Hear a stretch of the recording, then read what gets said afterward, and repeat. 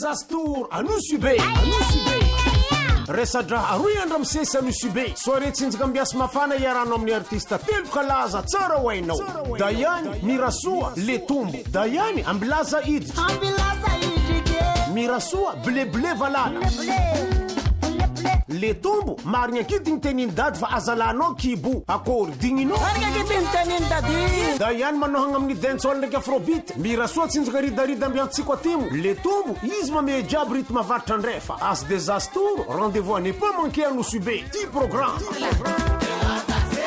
Vendredi le 28 avril, amin'ny espace tropical route vers Seimad. Samedi le 29 avril, discothèque La Bananza Manzari. Samy manomboka 21h ny fotoagna. As des Astours Anosibe, amboara tsara programme anao amin'ny 28 ndraiky 29 avril io fa anao koa tara eto. Dayany Mirasoa Letombo tsy ambigny anao. Iza mankahidiny firendamo tsy avoa. Mety tsy ho karaha io koa ny amaray. As des Astours Anosibe, prix d'entrée 10 000 ariary. VIP 30 000 ariary. Premium 40 000 ariary. Organisateur Adza Plus. Partenaire officiel RTL. Partenaire média Roots FM, Radio Unique. Info line au 032 97 595 56 034 32 097 21. As des Astours Anosibe iarano amin'ny Dayany Mirasoa Letombo. Miavia nombreux là, ben.